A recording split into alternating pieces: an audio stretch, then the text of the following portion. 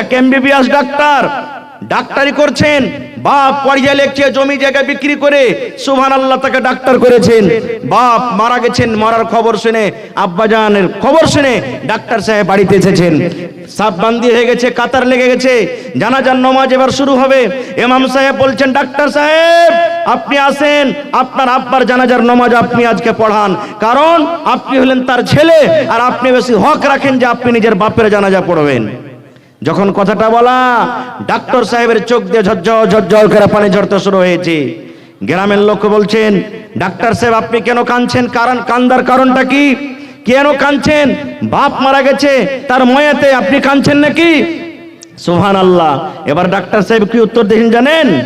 রে গ্রামের মানুষ, আমি এই জন্য কান্দি, আমার আব্বাজান মারা গেছে এই জন্য আমি কান্দি না রে। এই জন্য আমি কান্দি, আমার আব্বাজান 2 বিঘা 3 বিঘা জমিন বিক্রি করে আমাকে ডাক্তার করেছেন। আজকে আমি বড় ডাক্তার, এমবিবিএস এমবিএ ডাক্তার হয়েছে।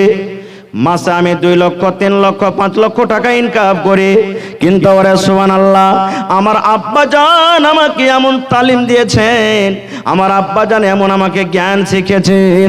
আজকে আমার আব্বাজানের জানাজার পড়ার যখন কথাটা এলো, আমি আব্বার জানাজা কেমন করে পড়াবো, জানাজার দোয়া কিভাবে পড়তে হয়, আমি ডাক্তার হয়ে গেছি কিন্তু জানাজার দোয়াটা আমি পড়তে পারবো না।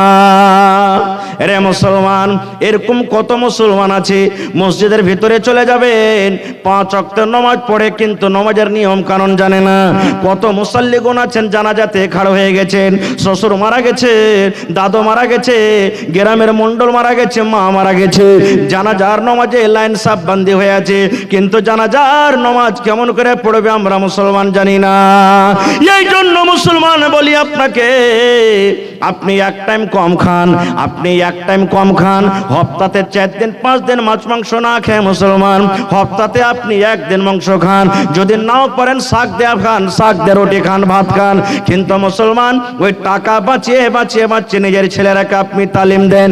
আপনার ইচ্ছা আছে আমি স্কুলে পড়াবো, স্কুলে পড়ান, আপনার ইচ্ছা আছে আমি ছেলেরাকে মাদ্রাসাতে পড়াবো, মাদ্রাসাতে পড়ান, যেই জায়গাতে আপনি ইচ্ছা পড়ান, কিন্তু মুসলমানের প্রথম দিনই তালিম ছেলেকে আপনি দেন, প্রথম শিক্ষা আপনি ছেলেরাকে দেন। কারণ আপনারা আমরা জানি বাড়িতে আমাদের কুঠি আছে, মায়েরা খালারা যখন কুঠি বানায়, এবার যখন কাঁচা হয়ে থাকে লেওয়া দেয় কুঠিতে, যেদিকে মোড় দেবে সেই দিকে মোড়বে, মোড়বে না মোড়বে না?